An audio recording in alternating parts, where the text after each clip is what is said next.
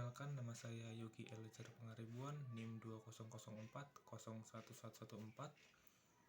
jurusan Teknik Mesin, Universitas Sumatera Utara. Di sini saya akan menjawab beberapa pertanyaan mengenai pengkategorian dalam mekanika fluida. Pertanyaan pertama, apa itu fluida ideal? Fluida ideal adalah fluida yang sifatnya disederhanakan sehingga lebih mudah untuk dipelajari. Fluida ideal memiliki beberapa sifat, yakni ada 4 sifat. Sifat yang pertama, 1. Aliran bersifat laminar. Yang kedua, fluida tidak kompresibel. Yang ketiga, fluida bersifat tunak. Dan yang keempat, viskositas fluida dianggap 0. Walaupun sebenarnya fluida ideal ini jika berada dalam pipa tidak memenuhi dari 4 sifat yang ada di 4 sifat tersebut. Namun, agar mudah untuk dipahami, maka kita anggap bahwa fluida yang berada di dalam pipa atau fluida ideal ini memiliki 4 sifat ini. Sifat yang pertama, aliran bersifat laminar. Maksudnya, aliran bersifat laminar ini, fluida mengalir secara paralel dan tidak dapat pencampuran sepanjang diameter pipa. Kita lihat di sini, alirannya tidak ada pencampuran. Ini alirannya tetap lurus terhadap pipa. Sedangkan ini adalah aliran turbulen, mendapat percampuran aliran yang tidak stabil. Lalu sifat yang kedua, fluida tidak kompresibel. Maksudnya, densitas fluida konstan dan tidak dipengaruhi oleh besar tekanan. Walaupun sebenarnya gas itu bersifat kompresibel, namun di sini kita menganggap bahwa gas maupun cairan itu bersifat tidak kompresibel. Di sini misalnya balon kita anggap ini sebuah balon. Balon sini memiliki tekanan sebesar 2 atm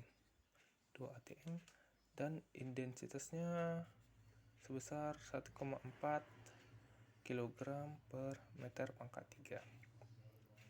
Kita memberi tekanan pada balon pada setiap sisi.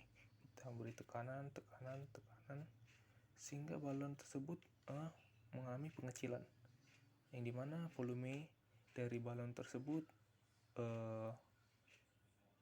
jadi berkurang. Maka jika balon ini mengecil, maka tekanan yang ada dalam balon tersebut naik. Misalnya kita buat tekanannya menjadi 4 atm. Maka jika tekanan dalam balon tersebut naik, maka otomatis intensitas dari udara yang ada di dalam balon tersebut juga ikut naik. Kerapatannya juga ikut naik atau massa jenisnya juga ikut naik.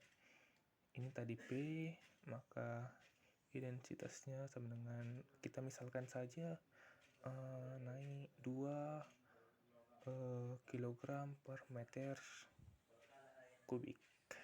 Dan volumenya turun menjadi 1,7 meter pangkat 3. Di sini kita buat 2 meter pangkat 3. Oke. Sifat yang ketiga, fluida bersifat tunak. Yang dimaksud, kecepatan suatu fluida di suatu titik tertentu bernilai konstan setiap saat. Misalnya, pada titik ini, kecepatan dari fluida dari air tersebut itu 8 meter per sekon. Maka pada saat siang, mau malam, mau saat kapanpun, kecepatan yang ada di titik ini tetap sama, 8 meter per sekon. Walaupun pada titik di sini itu ada 10 meter per sekon. Ini bukan dimaksud bahwa di setiap titik itu kecepatannya sama. Kecepatannya 8 meter per sekon, tidak. Tapi pada titik ini saja, atau titik ini tetap 10 meter per sekon dalam setiap waktu. Sifat yang keempat, viskositas fluida dianggap 0 atau tidak ada gaya gesi antar fluida. Jadi, jika ini fluida pada titik tersebut itu dianggap gaya gesek dari titik ini dengan titik ini itu dianggap nol, sehingga kecepatan di sini dan sini itu sama.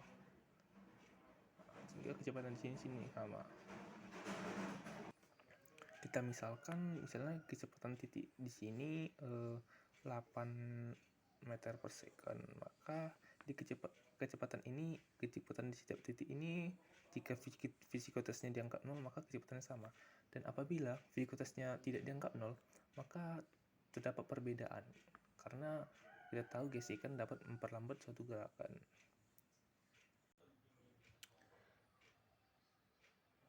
Pertanyaan kedua, apa itu aliran internal? Aliran internal atau internal flow adalah aliran fluida yang dibatasi oleh permukaan benda atau casing. Pertanyaan ketiga, apa itu fluida sempurna? Fluida sempurna adalah fluida tanpa viskositas tapi bisa dimampatkan. Maksudnya tanpa viskositas adalah tanpa ada gaya gesek, namun tetap bisa dimampatkan.